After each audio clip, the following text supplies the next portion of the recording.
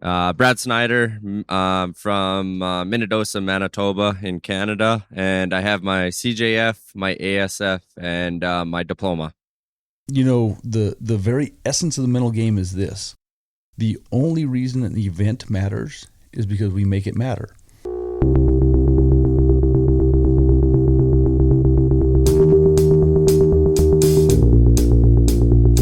Welcome to the Mullins Farrier Podcast.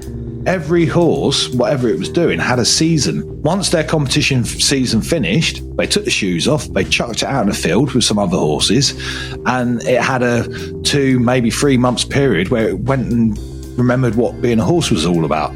Even in a cheaper area, your prices should be set by your skill level, by your experience. And some people might not feel that they're worth, as much as others. But if you're only charging $160 to shoe a horse, then the only way you're making money is on your trims. The WCB was a way to make sure that you kept the trade alive. I think I'm a custodian of the trade, so it's like we have to keep it going. It was hard, but you adapt and overcome, and that probably gets to me where I am now. It's problem solving. Horseshoeing's problem solving, and back in the day it was problem solving how to be as strong as the older apprentice is. So it's all about adapting and overcoming, which was good. I know we learn every day, but you do have to put yourself outside the box and just continue to learn, which is why I was just trying to do my fellowship, because I still have apprentices, and if I stay at my AW, I'm stagnant.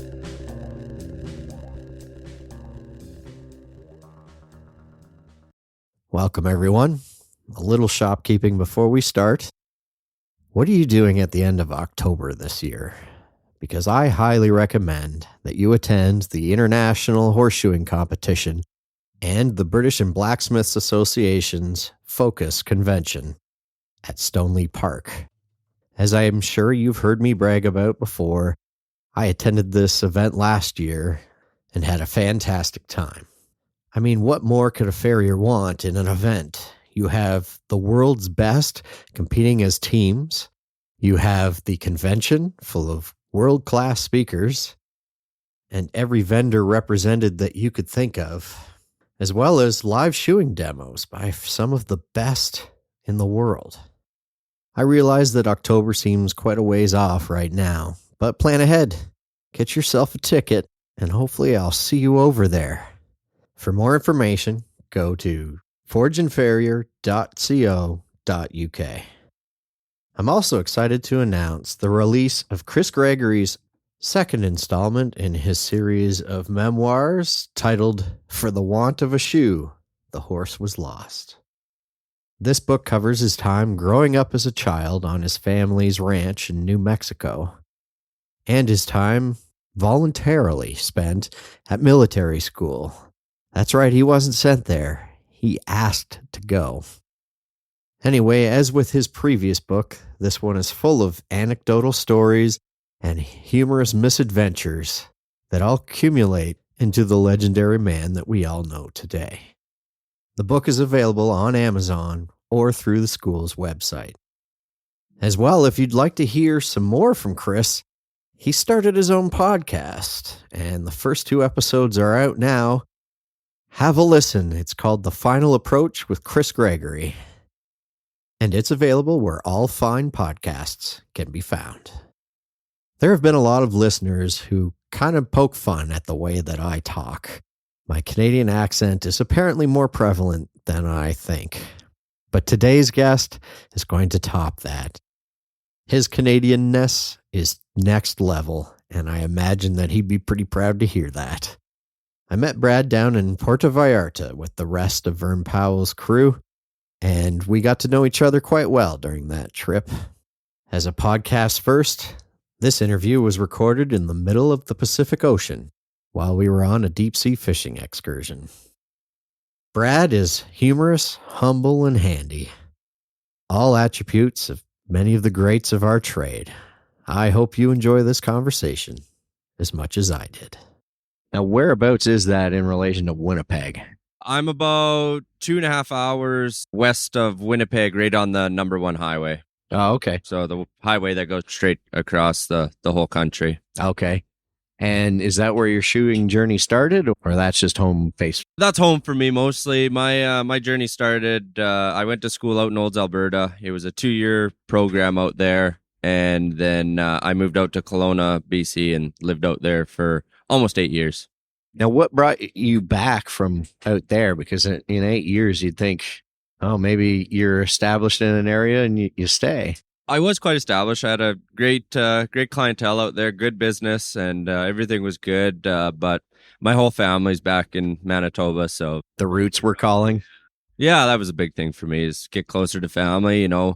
Parents aren't getting any younger. Yeah. Through many conversations we've had over the week, I've kind of learned a little bit about your backstory. So you didn't start out as a horseshoer. No, I didn't even really start off as a horse guy, honestly. I've always loved horses, thought they were intriguing, and always did a little bit of riding, but I wouldn't say I was a cowboy by any means.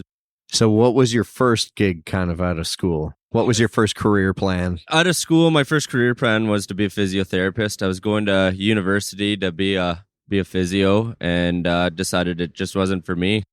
So what was it about the physiotherapy that wasn't appealing to you that caused you to kind of search for that next career? I always found the anatomy quite interesting, and throughout my life, I've always had injuries and stuff like that. So I found the rehab process really cool. But once I kind of got into the schooling and stuff like that, I had a couple jobs, one at the hospital and then one in a private clinic. And the hospital, you got to see a lot of really cool, messed up people, right?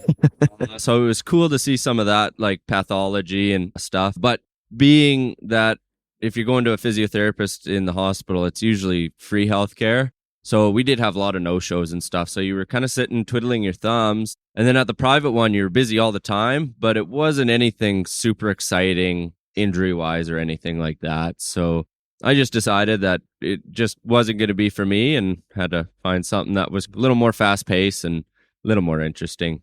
Right. Okay. So how did you find shoeing? So I started dating a horse girl, honestly, and the farrier came out, and I saw what he was doing, and where I'm from, it's a little more backwoodsy, so the farrier didn't have an anvil or anything like that, but he trimmed the foot, nailed the shoe on somewhat, and I thought, well, that's pretty cool. And I think he was charging $50 a set, and I did the math, and I figured, man, that's pretty good money. $50 cash, you do 4 horses a day, and You're set. you're living in it. Yeah, exactly. But Not being from that background, how did you find the next steps? I knew a horseman back in my hometown.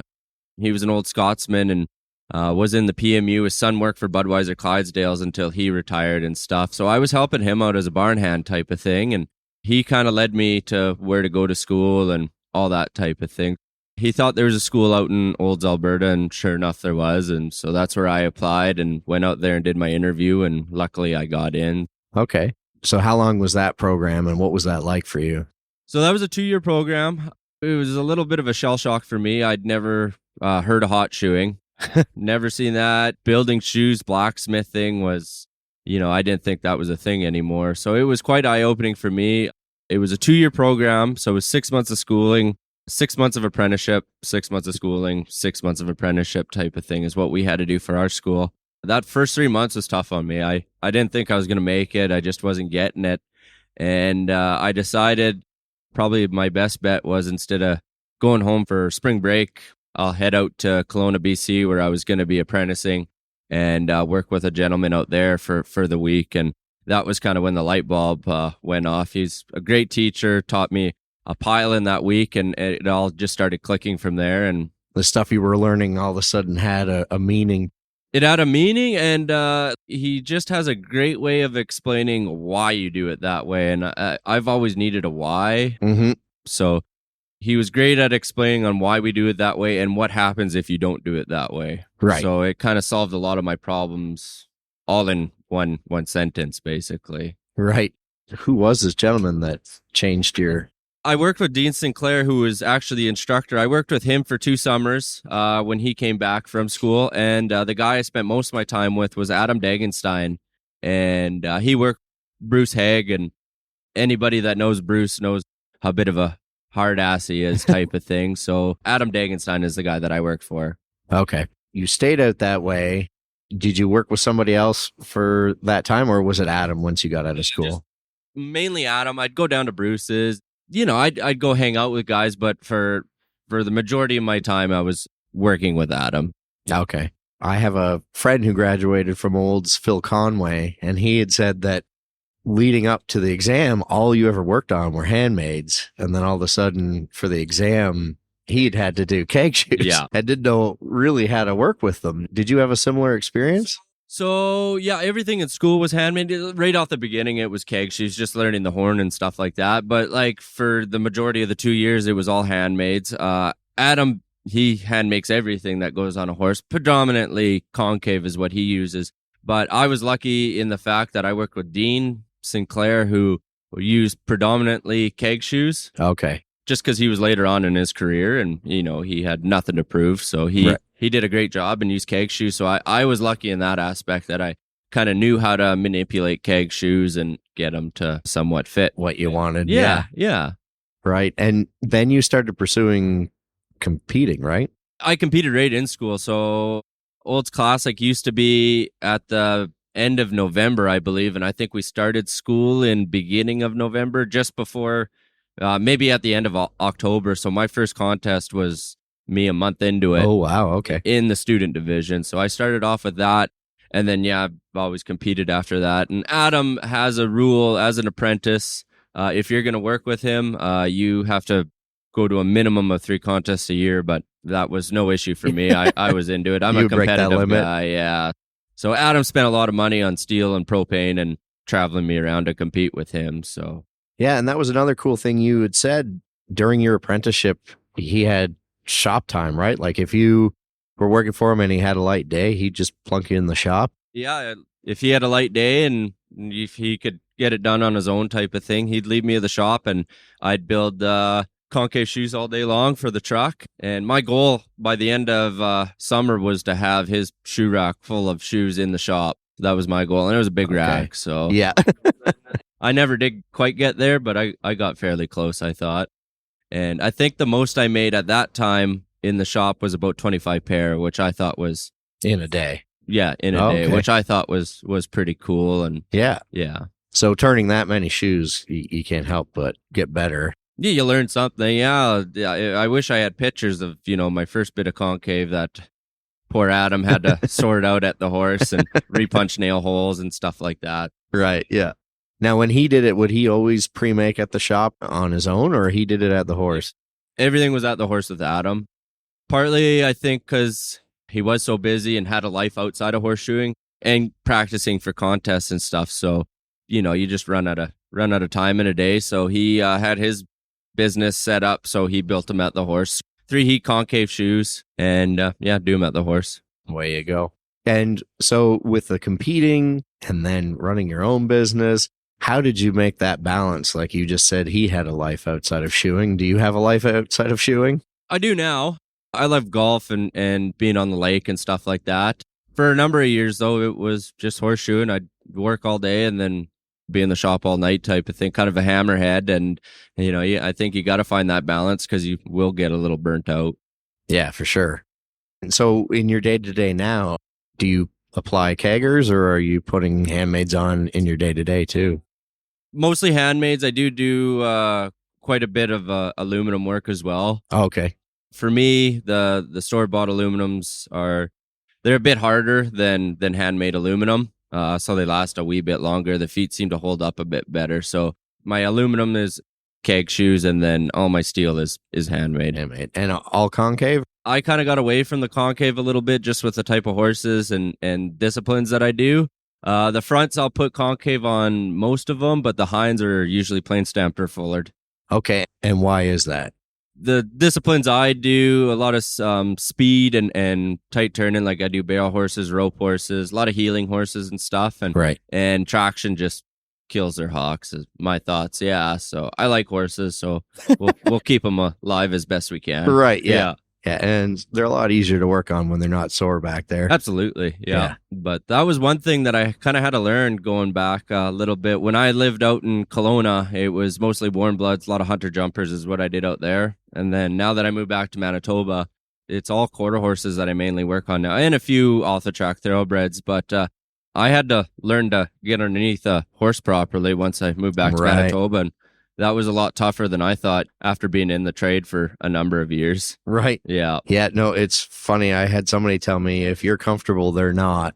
Yeah, absolutely. Yeah. You have to work your way in there. What were some of the other differences that you found going from the hunter jumper stuff to more quarter horse disciplines? The lamenesses are different. I found predominantly in the English world, you're dealing a lot more hind end lameness. Okay. Just the way that they're asking those horses to collect and jumping, I found that we dealt with more hind end lameness. And with the quarter horses, the way they're built and stocky, I deal a lot more with front end lameness. Okay. And just to press a little further on that, in the hind end, what sort of stuff would you see? Like a lot of suspensory stuff? Soft tissue things mainly, right? And negative plantar angles was kind of a thing back when I was doing them. Yep. Just beating their feet up and soft tissue injuries seem to be a going concern for some of them. Right. What were some of the solutions that you had for that negative palmar? Because sometimes you can't always achieve that with a trim, because if it's gone for a long time, those heels are crushed and it's that eternal battle of the toe, but you can only take so much toe before you can't. Yeah, so that kind of came back to the traction thing for me, I think. Just giving that foot a bit of give into the ground so it's not stabbing and so hard on feet. Right. I think, solved a lot of problems. And I'm not a big extension guy on horses' feet. I don't leave a lot of width or length out.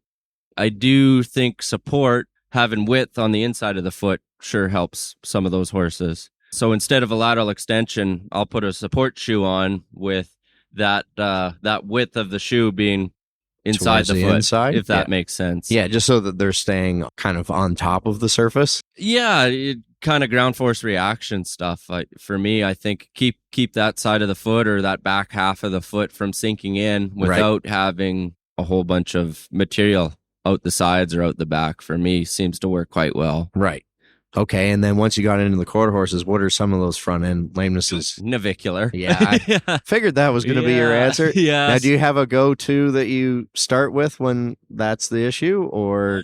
Honestly, I don't really have a go-to. I've always been, if I get a horse with an issue that I've never seen before, that has an issue, whether it's diagnosed or not, my first thing is get the trim, get the feet sorted out, put a shoe that fits the foot, and go from there. And I find normally that solves any problems that we have. And if not, then, start moving up in steps from there. I don't like to throw the kitchen sink at the horse's feet right off the get-go. And because if they do come sound, which they all usually do, you don't know exactly what's making them sound. So I like to build my way up and go from there. But for me, I think basic trimming, get the feet where they should be underneath the limb, and I think that solves a lot of our problems. Yeah. I think also with something degenerative like that, if you go really hard right off the bat in a year or a couple of years or whenever that starts to deteriorate more, you just haven't left yourself anywhere to go. Yeah, right? You run out of options, right?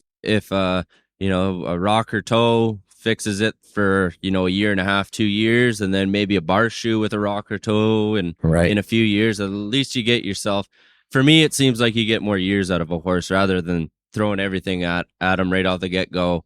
And then being degenerative, it is going to get worse over time. Then we have nothing to fall up on next when that horse does break down again and have some issues. Right. Yeah. Now, one of the things that has come up a lot in the conversations I've had with everybody over the week is like we all have to wear so many different hats because the business, we become every aspect of the business, the front of house, like the secretary, the finance at the back of the house, and everything in between, customer service. What are some of the hats that you think are your strongest, and then some that are your weakest as far as your business for you? For me, I kind of grew up in the service industry, so answering my phone calls and showing up when I say I'm going to show up are definitely my strong suits. I would think so. And that gets you a lot of business. It does, honestly. The biggest thing I hear from new clients or potential new clients is they're just looking for somebody to show up. Yeah. That's the big thing. If you show up, you're already in the good graces, and Yeah. that's always been my strong suit.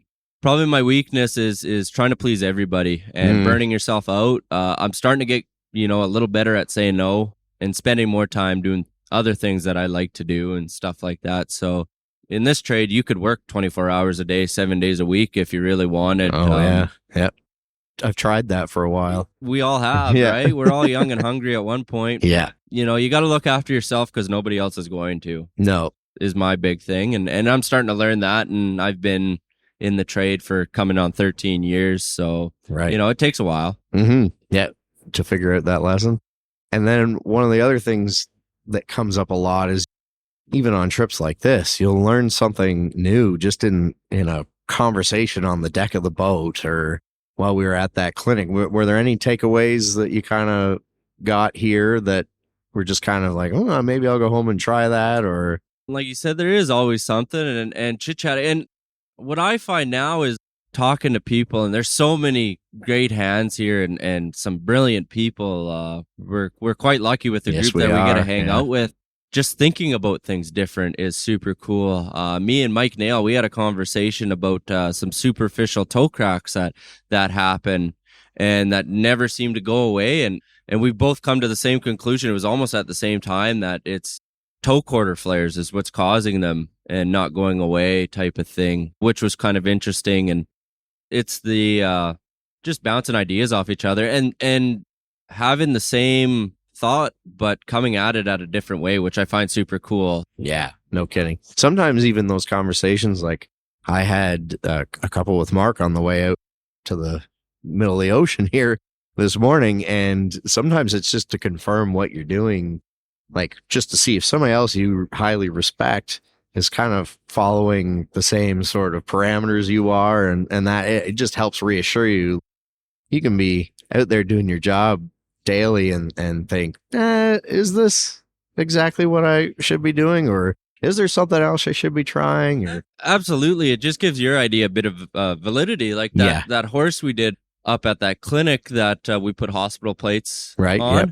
Before anybody even got at it, we were all together and we basically all had the same game plan, yeah, you right. know, for that horse. And it's cool to see because, one farrier's from England, one's from Minnesota, Chicago, Canada, 2 different parts of Canada. And we all have a very similar way of going about things. And, none of us have the same background in schooling or horses. Right, and yep. we all shoe different types of horses. But for me, a foot's a foot.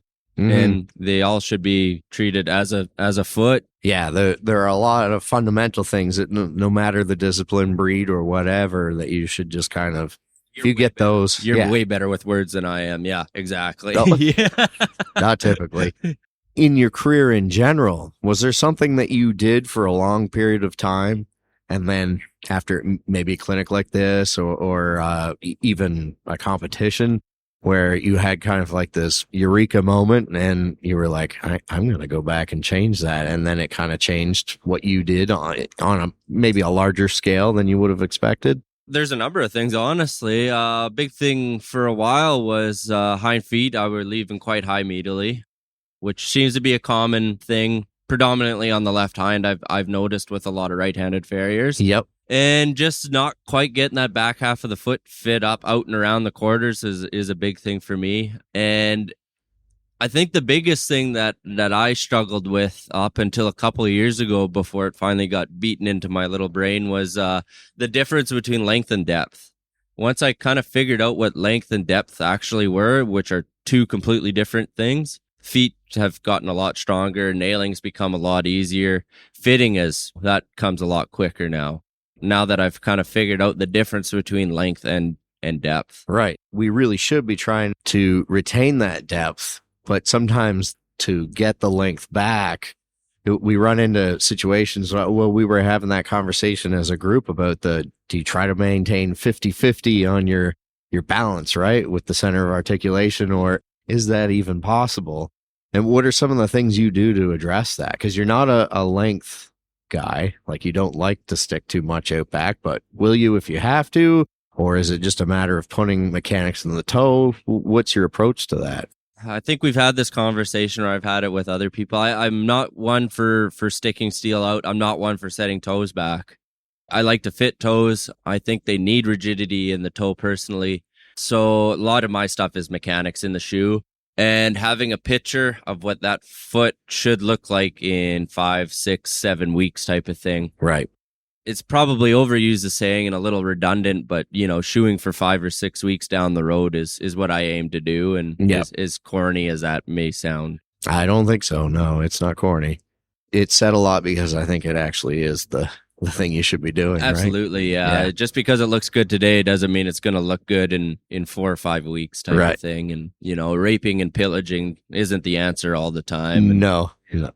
Despite how many people might ask you to do it. Absolutely, yeah. And, I had this conversation with a gentleman the other day where I will not do anything that I think is going to be detrimental to a horse.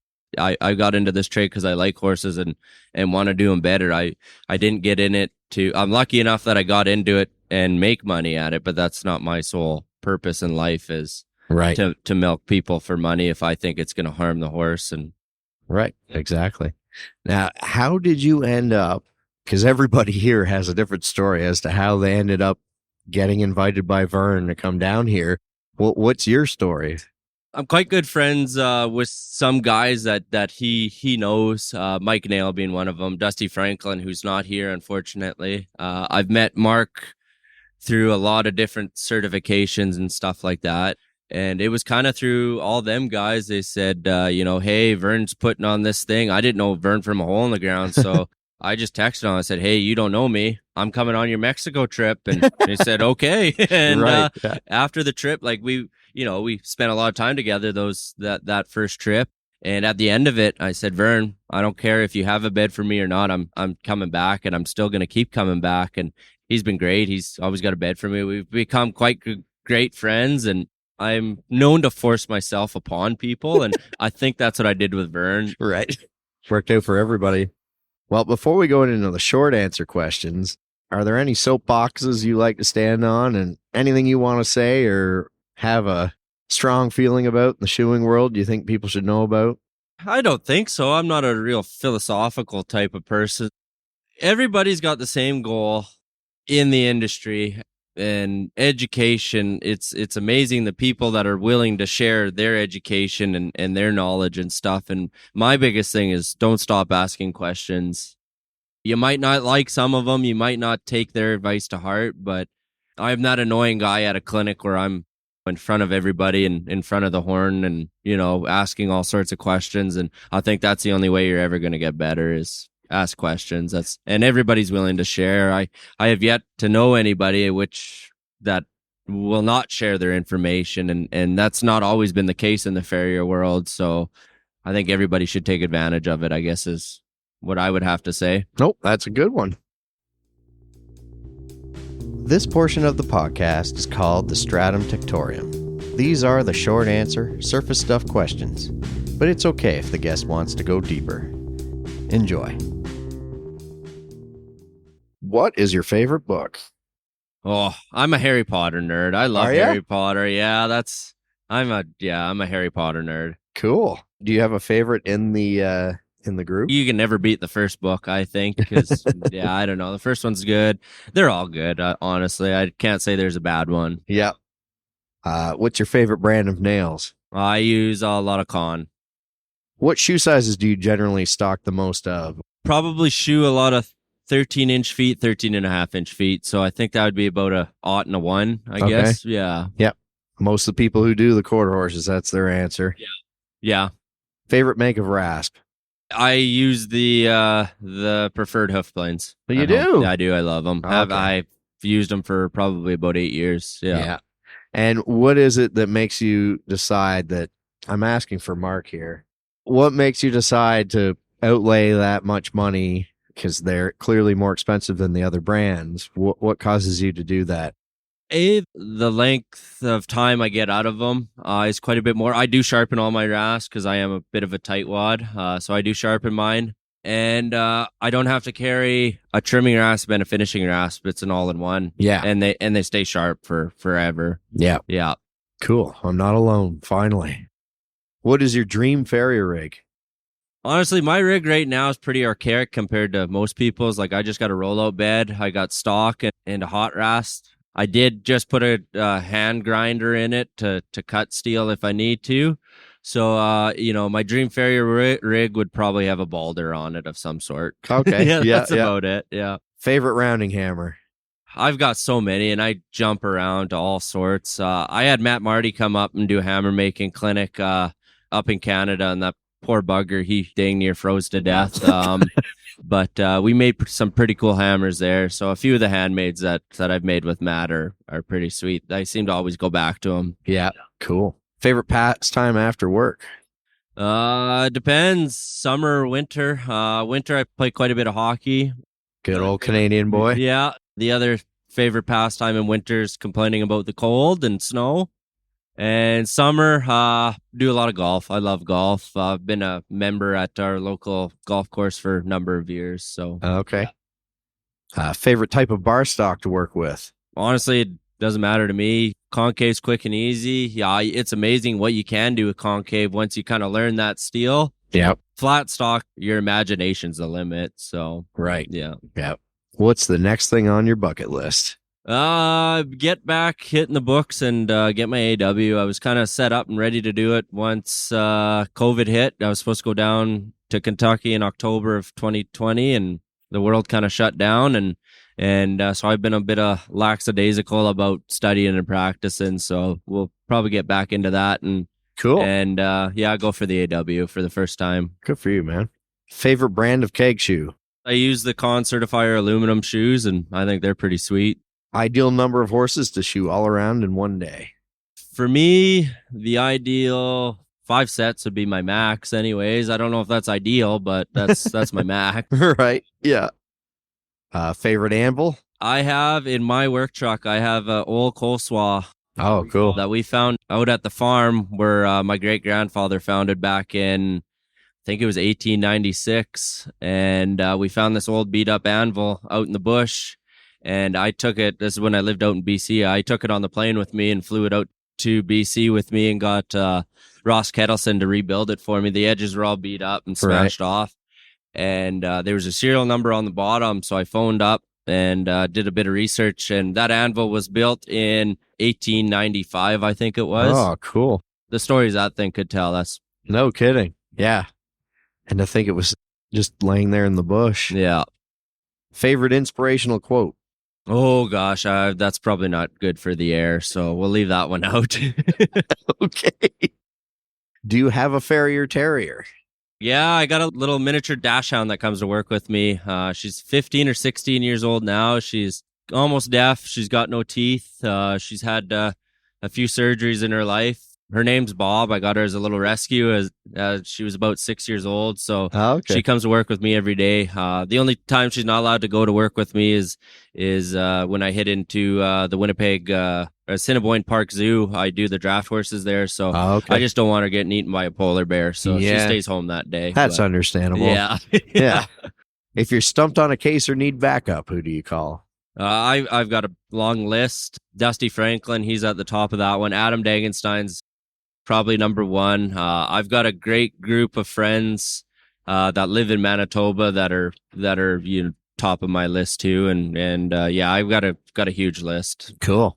Do you have a favorite shoe or package for a mystery lameness when the client doesn't want to pay for a diagnosis or the vets are stumped? Yeah, I probably do. I use a lot of rocker toes on the front feet. That's kind of a majority of my horses have rocker toes.